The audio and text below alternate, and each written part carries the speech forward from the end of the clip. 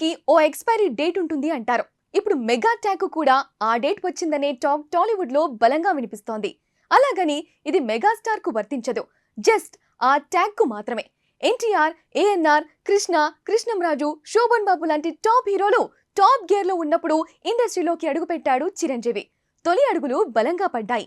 చాలా తక్కువ టైంలోనే ఎక్కువ మందిని ఆకట్టుకున్నాడు. మెల్లగా తను ఎదుగుతున్న టైంలోనే ఈ హీరోల ఏజ్ పెరగడం కూడా కలిసొచ్చింది. దీంతో డాన్సుల్లో కొత్త ఒరవడి క్రియేట్ చేశాడు. యాక్షన్ సీక్వెన్సుల్లో ఒరిజినాలిటీ ఉండేలా చూసుకున్నాడు. అవి అతన్ని చాలా వేగంగా ఆడియన్స్ లో రిజిస్టర్ చేశాయి. అలా మెల్లగా సుప్రీం హీరో నుంచి మెగాస్టార్ గా ఎదిగాడు. అతని తర్వాత వచ్చిన వారసుల హీరోలు బాలకృష్ణ, నాగార్జున, వెంకటేష్ లాంటి వాళ్ళు చిరంజీవి ముందు నిలవలేకపోయారు. ఎవరికి వాళ్ళు తమకంటూ ప్రత్యేకమైన ఇమేజ్ ను క్రియేట్ చేసుకున్నారు. కానీ చిరంజీవి నంబర్ 1 స్థానాన్ని కదిలించలేకపోయారు. ఇటు చిరంజీవికి అతని బావమరిది అల్లు అరవింద్ చాణక్యం కూడా చాలా వరకు ప్లస్ అయిందనేది వాస్తవం. అలా ఎదిగిన మెగాస్టార్ తన వారసుడిగా నాగబాబును కూడా నిలబెట్టే ప్రయత్నం చేశాడు. కానీ నాగబాబు హీరోగా మెప్పించలేకపోయాడు. దీంతో నిర్మాతగా మార్చాడు. నిర్మాణ రంగంలోనూ నాగబాబు ఫెయిల్ అయ్యాడు. మళ్ళీ చాలా కాలం తర్వాత పవన్ కళ్యాణ్ ను హీరోగా పరిచయం చేశాడు. పవన్ అన్న నాగబాబుకు భిన్నంగా తనదైన స్పార్క్ చూపించాడు. మార్షల్ ఆర్ట్స్ తో ఆకట్టుకున్నాడు. మొదట్లో కాస్త తడబడినా తర్వాత వరుసగా బ్లాక్ బస్టర్స్ పడ్డాయి. అంతే, కొన్నాళ్ల తర్వాత అన్నను మించిన తమ్ముడు అనిపించుకునేంత వరకు ఎదిగాడు. ఆ తర్వాత తన కొడుకు రామ్ చరణ్ ను హీరోగా పరిచయం చేశాడు చిరంజీవి. చరణ్ కూడా తండ్రి బాటలో మంచి డాన్సులు, ఫైట్స్ తో నిలబడ్డాడు. రెండో సినిమాకే రాజమౌళి లాంటి దర్శకుడి చేతిలో పడటం, మగధీర అంటూ వచ్చిన ఆ సినిమా బిగ్గెస్ట్ హిట్ కావడంతో చరణ్ కు తిరుగు లేకుండా పోయింది. కొన్నాళ్ల క్రితం వరకు నటన రాదు అన్న వాళ్లకు కూడా రంగస్థలం, RRR లాంటి మూవీస్ తో ఆన్సర్ చెప్పాడు. ఇక్కడి వరకు మెగా ట్యాగ్ బాగా పనిచేసింది. తమ్ముళ్ళు, తనయుడు తర్వాత మేనల్లులను హీరోలుగా మార్చాడు మెగాస్టార్. సాయి ధరమ్ తేజ్ మొదట పరిచయం అయ్యాడు. అతను పడుతూ లేస్తూ కెరియర్ సాగిస్తున్నాడు. కొన్నాళ్ల క్రితం బైక్ మీద నుంచి పడిన తర్వాత చేసిన విరూపాక్ష కెరియర్ బెస్ట్ హిట్ గా నిలిచింది. కానీ సాయి ధరమ్ తేజ్ సినిమాలకు పెద్దగా క్రేజ్ లేదు. ఇతని తమ్ముడు వైష్ణవ్ తేజ్ కూడా మెగా ఆశీస్సులతో ఉప్పినాతో వచ్చాడు. ఇది హిట్టే.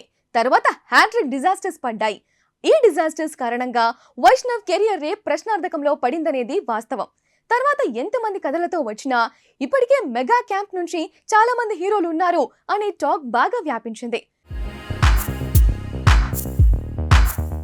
ఇక ఈ అన్నాదమ్ముల మధ్యలో వచ్చిన నాగబాబు తనయుడు వరుణ్ తేజ్ కూడా మెగా ట్యాగ్ తోనే ఎంటర్ అయ్యాడు. మొదట్లో కాస్త డిఫరెంట్ సబ్జెక్ట్స్ ఎంచుకుంటున్నాడు అన్న పేరు వచ్చింది. ఫిదా, తొలి ప్రేమ, గద్దలకొండ గణేష్ లాంటి విజయాలున్నాయి. కానీ రేంజ్ మారడం లేదు. ఈ మధ్య అయితే మరీ దారుణంగా ఫ్లాప్స్ అవుతున్నారు. ఒకదాన్ని మించి ఒకటి పోతున్నాయి. చివరగా వచ్చిన ఆపరేషన్ వాలంటైన్ కోసం కూడా చిరంజీవి వచ్చాడు. But no use, cinema disaster. వీళ్ళు కాకుండా అల్లు అర్జున్ కూడా మెగా ట్యాగ్ తోనే వచ్చాడు. అతన్ని నిలబెట్టేందుకు చిరంజీవి చాలా చేశాడు. అరవింద్ ఉన్నా కూడా మెగా ట్యాగ్ అన్న మాటే ప్రేక్షకుల్లోకి ముందుగా వెళ్ళింది. చాలా కాలం పాటు మెగా హీరోగానే చూశారు ఆడియన్స్ అయినా, ఫ్యాన్స్ అయినా. తర్వాతే తనకంటూ సపరేట్ సెక్షన్ క్రియేట్ చేసుకున్నాడు అల్లు అర్జున్. ప్రస్తుతం అతను కేవలం అల్లు అనే బ్రాండ్ నే క్రియేట్ చేసుకుంటున్నాడు. ఆ మేరకే తన ఫ్యాన్స్ ను కూడా అల్లు అర్జున్ ఆర్మీ అని పిలిపించుకుంటున్నాడు.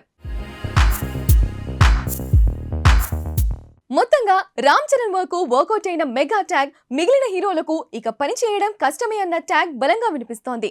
చిరంజీవి చెప్పాడు కాబట్టి ఆ ఫ్యామిలీ హీరోలందరికీ బ్యానర్స్ కట్టే ఫ్యాన్స్ ఇప్పటికే చాలా వరకు తగ్గారు.